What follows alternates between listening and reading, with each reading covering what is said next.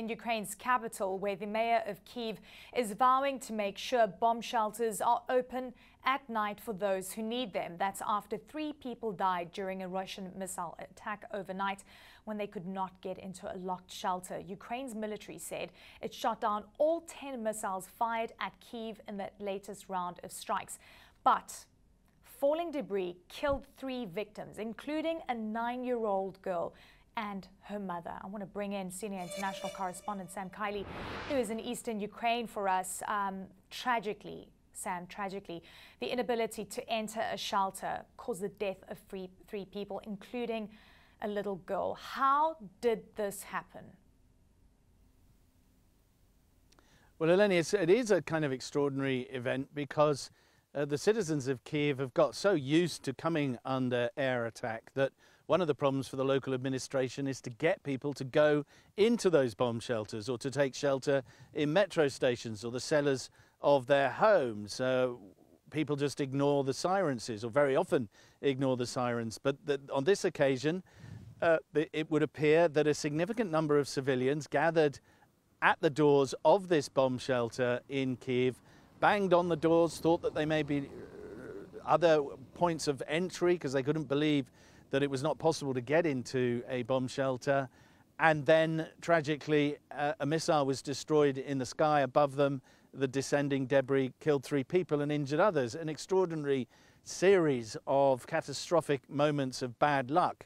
Arguably, perhaps nobody would have been hurt had that bomb shelter been open. Now, that is, of course, part of an official investigation by the Ukrainian authorities. These are bomb shelters that have been around and, in fact, were built during the Cold War as a defensive measure against a NATO attack. And ironically, of course, it is Russia that is attacking Ukraine at a time when Ukraine is discussing joining NATO as a consequence of the Russian invasion. Eleni.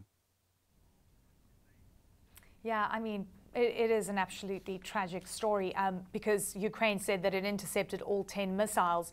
But look, we've also seen, as you say, an increase in the number of attacks inside of Russia. What more do we know about the group behind the attacks? And I guess the question is, are we looking at the beginning of the counter-offensive? Well, the new phase, what is absolutely no doubt, is that what we haven't seen before is outright attacks on Ukrainian territory coming from Ukrainian territory. So about a week ago, we saw Russians who are dissident Russians, part of the Ukrainian armed forces, crossing into Russian territory, ostensibly under their own steam, but take that with a pinch of salt, and conducting military operations inside Russia that the Ukrainian intelligence said were very valuable. They went about 8 kilometers, 5 miles inside the territory. No, those two same groups claim that they have crossed the borders again. The Russians are claiming they have repelled them. We don't have any independent corroboration yet, one way or the other, but a lot of this is concurrent now with ongoing shelling of Russian villages from Ukrainian territory, attributed obviously by the Russians to the Ukrainians, causing 8 injuries, according to the governor of Belgorod province, and the necessity to evacuate civilians from a number of border villages inside Ukraine. Now, of course, the Ukrainians have signaled, advisor to the president saying yesterday that we could expect to see more of these kind of operations, and indeed the quote-unquote mysterious drone strikes that have hit Moscow and Krasnodar oil refineries. This is the new phase in the war that the Ukrainians are prosecuting. There's no doubt about that, Eleni. All right, Sam Kiley, thank you so much. Well, as the war in Ukraine continues, so too are its efforts to join NATO. The head of the bloc is underlining Ukraine's part in NATO's future as he meets with foreign ministers in Oslo. At least one member needs some more convincing, as the German foreign minister signals skepticism that Ukraine should be allowed to join the bloc while at war. Ukrainian President Volodymyr Zelensky, joining a summit in Moldova, says the time is now. Ukraine is ready to be in NATO. We are waiting when NATO will be ready to host and to see and to have Ukraine. And I think security guarantees are very important, not only for Ukraine, for our neighbors, for Moldova, because of the Russia and of their aggression in Ukraine and potential aggression for other parts of Europe.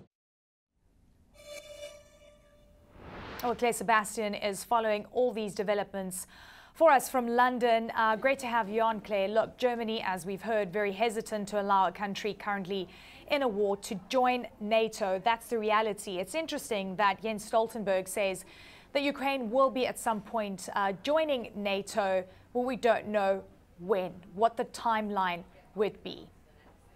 Yeah, this is about timing, Eleni. I think, look, in the NATO alliance as a whole, probably a majority of countries would be in favor of Ukraine eventually joining the alliance, the operative word being eventually. It has been clear, and of course made even clearer today by the German Foreign Minister and the Secretary General himself, but it's been clear all along that they couldn't join while at war with Russia because, of course, of the way that NATO is structured. Article 5 would mean that NATO allies would have to come to Ukraine's defense, and then we would, of course, have the unthinkable, the NATO alliance at war with Russia.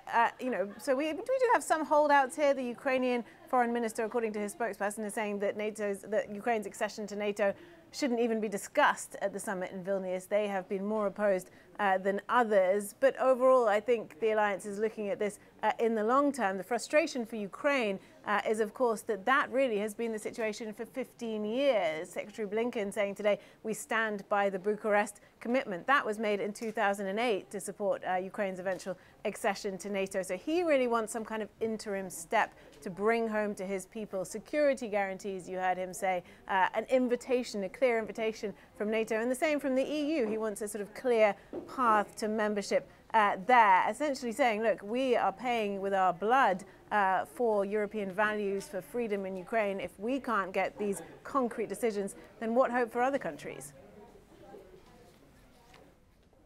Claire Sebastian, thank you so much. Great to see you.